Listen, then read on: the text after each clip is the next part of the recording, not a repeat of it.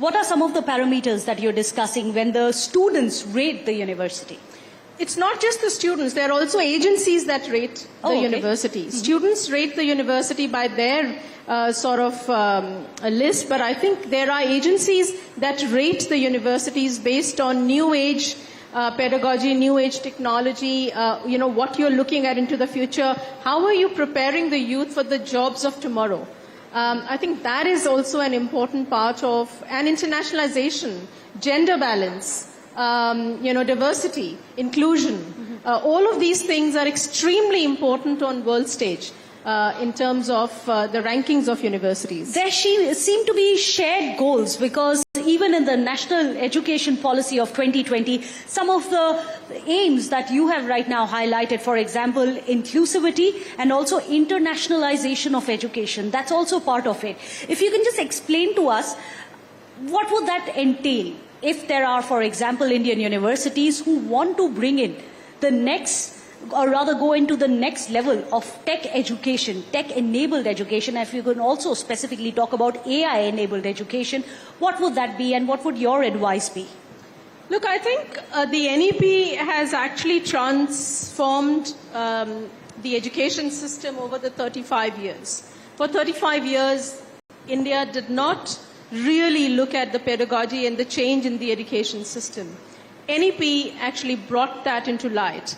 And I think that the 5 key elements of NEP, which is internationalization, inclusivity, use of technology, I think looking at industry collaboration, and I think focusing on engaging, with stakeholders to have impact. I think those are the key elements, and curriculum development, I think also with international partnerships.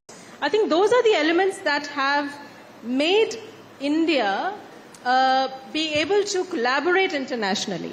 I mean, having been in this field for 3 decades, I realized that only after NEP have we been able to have real engagement with Indian institutions. Because previously, there was no credit possible between institutions. There was no mobility possible between institutions. But today, it's become mandatory for every Indian institution, especially in the top 100, that they do need to think beyond where their comfort zone is.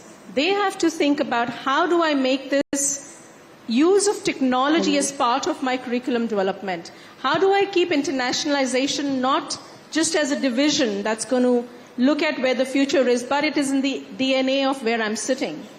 And it has given confidence to foreign universities, Meghna, to come into India and do joint degrees, do joint partnerships. I mean, at Deakin University today, for the matter, we have got about 300 students that are studying in different partner institutions on a joint program. So this was not heard of. So I really compliment India on the NEP, and I think that the NEP is transformational. It is also focusing on the end product of what does the student need to do. Also the flexibility of skilling into education. Education is not just knowledge. It is a combination of how you bring in skilling into the education. All of that together does make NEP quite attractive to India.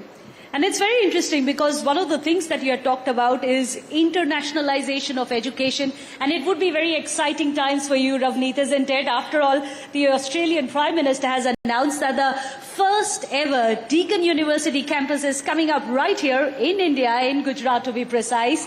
And many congratulations for that. I'm sure that you're really looking forward to it.